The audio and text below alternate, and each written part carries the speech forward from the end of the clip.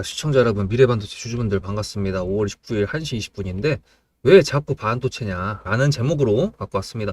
왜 자꾸 반도체냐면은 제가 이제 반도체 섹터가 돌아올 때가 됐다라고 생각이 들었는데, 그래서 일단은 이제 여러분들하고 뭐 이런저런 명분을 가지고 매수를 진행을 한 거죠.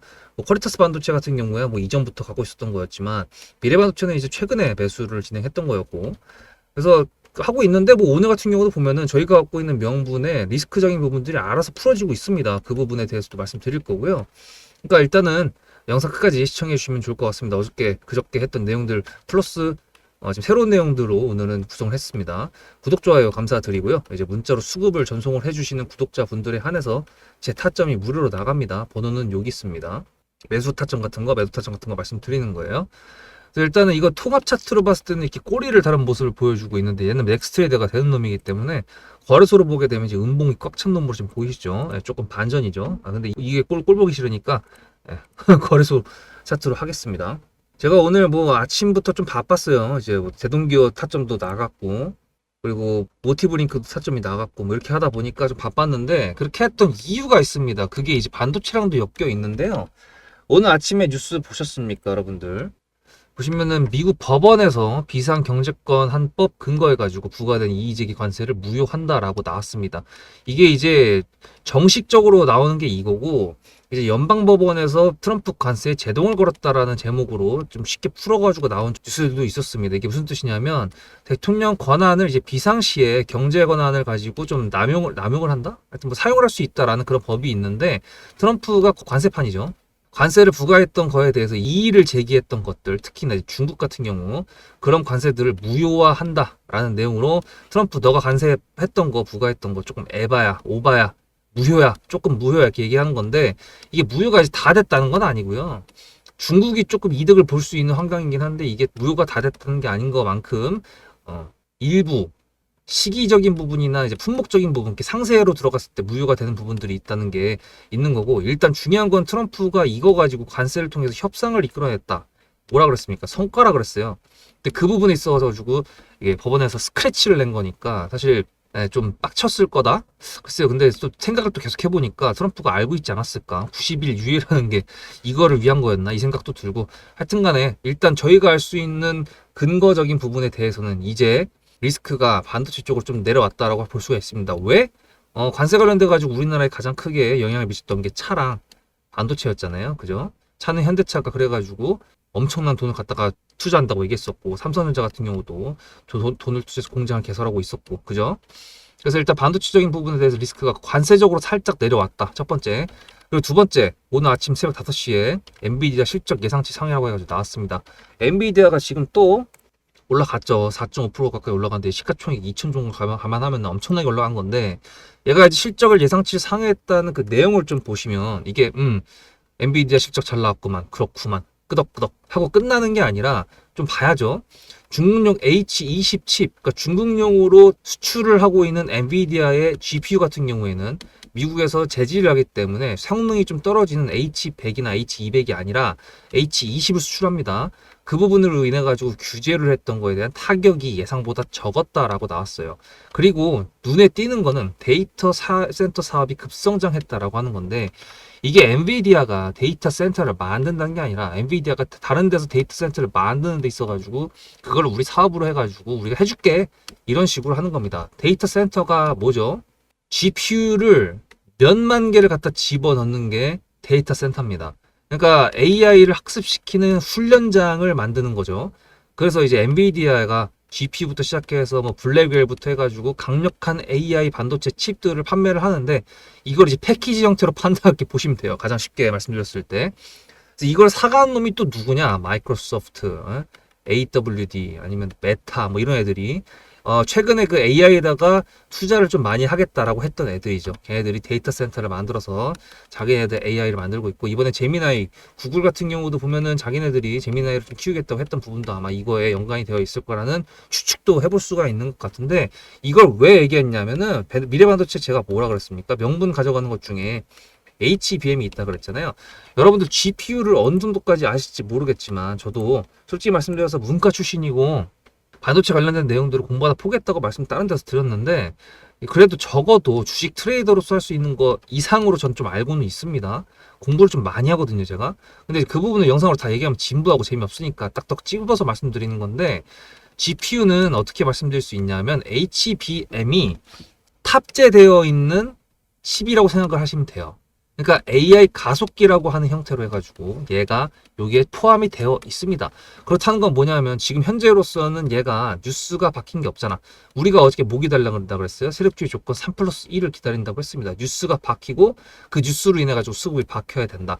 근데 이제 이게 안 바뀌었기 때문에 지금 이제 오늘 뭐 딱히 움직인 게 없는데, 대신에 얘가 가지고 있는 명분을 봤을 때 GPU 저렇게 데이터 센터를 대량으로 지어가지고 실적이 나왔다는 부분들은 얘한테 뉴스가 다음에 바뀔 수 있다는 가능성이라는 게 보인다는 거죠.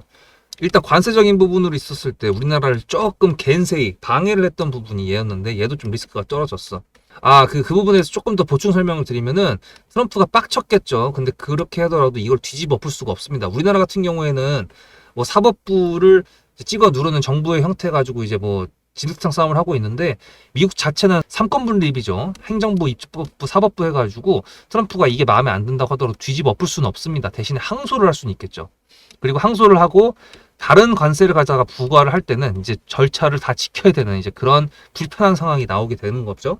그래서 일단은 시간을 벌었다. 그리고 아까 이제 얘가 다 미리 알고 있었던 거 아닌가라고 이제 제가 의혹을 했던 거는 90일 유예가 알고 있어서 그랬던 게 아닌가라는 생각 그냥 잠깐 해본 거였습니다. 그래서 일단 요거 관세 관련돼가 이렇게 됐고, 그 다음에 엔비디아에서 지금 실적 발표가 나오면서 세부적인 내용들을 파보니까 얘도 수혜를 분명히 입을 수 있는 애라는 거, 그걸 이제 여러분들 다시 한번 체크를 해드린 거예요.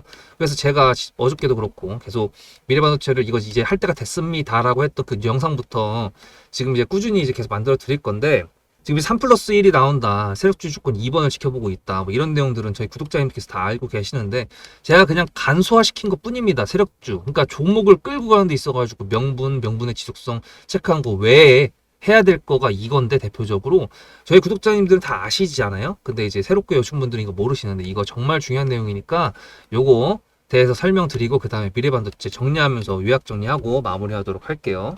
앞에 내용 잘 들으셨죠? 그럼 지금부터 여러분들한테 제가 구독자님들하고 종목을 세팅할 때 세력주로 한다고 했습니다. 여러분들의 주식 인생의 터닝 포인트가 될 수 있을 세력주에 대한 내용 지금부터 간단하게 풀어드리도록 할 테니 무조건 집중하셔야 됩니다. 세력주가 되려면 기본적으로 수급이랑 그리고 저항과 지지가 있어야 되고요. 재료와 주도 섹터가 있어야 되는데, 이거를 풀어드리도록 할 텐데요. 옆에 보이시는 거는 상지건설이라는 미친놈의 점상을 갖던 이재명 테마주를 엮인 종목입니다. 이게 세력주일까요? 아닙니다. 이건 작전주라고 합니다. 작전주는 어느 정도 주가를 만들어 놓고 그 위에서 거래량을 터트립니다. 이게 바로 작전주고요. 이런 경우에는 조막손들, 세력 중에서도 좀 자금이 작은 애들이 하는 게 이런 형태로 가게 됩니다. 왜냐면은 주가를 펌핑 시켜놔야 얼마 안 들어갔어도 여기서 거래를 통해 가지고 극대화를 시킬 수 있기 때문이죠. 그렇다면 여러분들, 주식을 11년 했는데 유튜브 지금 입문한 지 한 달도 안 됐는데 100%가 넘는 수익을 가져왔던 게 있다, 믿으실까요? DSC 인베스트먼트 최근에 엄청나게 핫했던 종목인 거 아시죠? 그럼 이거 보시면서 무슨 생각을 하셨어요? 여기서 사가지고 미친놈이 있을까? 와, 대박이다 라고 했을 때, 제가 이거를 구독자님들과 함께 영상으로 여기서부터 여기까지 수익을 냈다 그러면은, 그런 미친놈이 저라면 어떻게 하실래요? DSC 인베스트먼트는 원래 퓨리오사 AI 관련돼 가지고 메타 인수합병 때문에 여기서 점상을 가고 이렇게 움직였던 놈이죠. 근데 여기서 장대 음몽이 나왔습니다. 퓨리오사 AI가 메타 보고 너네랑 안 해 라고 했기 때문에 재료 소멸이 됐는데요. 제가 이때 뭐라고 말하는지, 이 많은 영상들 중에서 3월 26일 뭐라 그랬는지 좀 보실까요?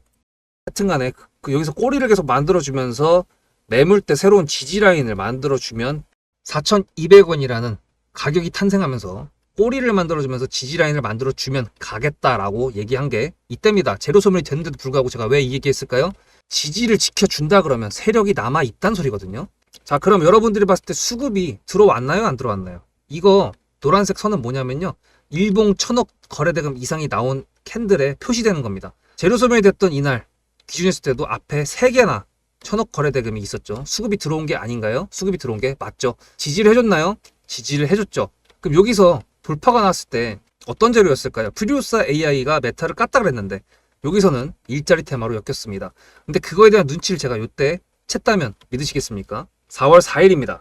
그 정도가 된 것 같아요. 다음 주쯤에 나올 것 같아요. 한 번은 4월 4일 날 다음 주쯤에 나올 것 같아요 라고 얘기를 했죠. 다음 주에 나왔죠. 그렇다면 여러분들 전략적으로 이 종목의 재료가 좀 애매할 때는 어떻게 하십니까? 매매를. 비중이 100%가 있다고 했을 때 이걸 한 번에 답하나요? 아니죠. 전략적으로 가게 되면은 재료에 대한 확신성이 좀 애매할 때, 자리에 대한 부분이 좀 애매할 때, 그럴 때는 비중을 줄이면서 부분적으로 매도를 하면서 수익 실현을 하면서 챙겨가면서 올라가는 게 맞죠. 그렇다면 제가 여기서 얼마를 챙겼을까요? 4월 9일입니다. 어느 정도 수익 실현을 했기 때문에 다시 돌리지 않을까 이제 그런 생각이 들어서 일단 30%라는 매도에 대한 저의 관점에 대한 타점을 이제 구독자분들에게 문자로 보냈고요. 비중 30%를 정리했다고 했습니다. 그렇다면 여러분들한테 다시 한번 여쭤보겠습니다. 제가 위에 010-7666-8354 번호를 적어놓고 여러분들한테 타점을 보내드리면서 구독자님들하고 같이 매매를 한다 그랬던 메리트가 있을까? 라는 부분 생각해 보셨나요? 지금은 차트를 다 펼쳐놨으니까 그런 건데 여러분들께서는 이렇게 줄여놨을 때 매일매일 하루하루가 지나가면서 언제 어떻게 어디서 매도를 하시려고 생각하셨습니까? 제가 정리를 했던 매도 단가는 10,000원 이상입니다. 플러스 140%가 될 수 있는 그 자리는 여기입니다. 이게 어떻게 나온 걸까요? 여러분들은 이런 음봉이 나왔을 때 매도하고 싶지 않으셨을까요? 그거는 세력주의 세 번째 조건인 재료와도 연관이 있습니다. 이 재료가 어떤 재료냐에 따라서 가져갈지 말지 그 다음 목표가를 어떻게 잡아야 될지 수정을 해야 됩니다. 제가 요날 점상을 갔습니다. 언제? 왜? 이재명이 퓨리오사 AI에 방문을 했거든요. 그러면 이거 가지고 제가 최초의 디스시 인베스트먼트를 말씀드렸을 때 목표가가 8,000원이었습니다. 8,000원만 하더라도요. 지금은 이렇게 넘어갔지만 월봉상 신고가였습니다. 근데 제가 이 점상을 보고 뭐라 그러는지 4월 14일 날 한번 볼까요? 목표가는 저희가 8,000원을 잡았는데 이렇게 점상을 가버리게 되면 수정을 해야겠죠, 당연히. 10,000원으로 일단 잡아야 될 것 같은데요.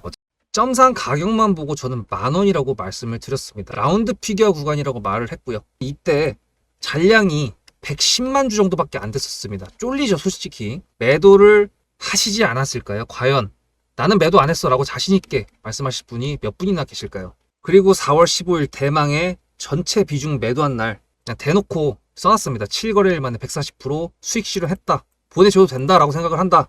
10,000원대 매도할 때까지만 해도 140%를 넘어가고 있었는데요. 제가 7거래일 만에 140% 비중 30%를 여기서 털고 나머지 비중 70%를 140%를 먹었다는 거는 무슨 얘기냐면요. 여러분들께서 1,000,000원을 만약에 이 종목을 샀다 그랬을 때 30%를 매도했을 때가 50% 수익이라 그랬잖아요. 그러면은 300만 원어치를 매도를 해도 수익이 150만 원입니다. 그러면 700만 원이 남아 있잖아요. 근데 매도할 때 140%예요. 그럼 매도할 때 수익이 얼마입니까? 수익만 980만 원입니다. 매도할 때 여러분이 1680만 원을 매도하게 되는 거죠. 이게 바로 전략적인 거고 이게 바로 세력주입니다. 수급이 확인이 됐고 저항과 지지를 통해서 지켜줘야 되는 부분들을 지켜주고 재료를 둔갑시켜서라도 주도 섹터와 맞춰가지고 분출을 시킨다. 이게 바로 세력이고요.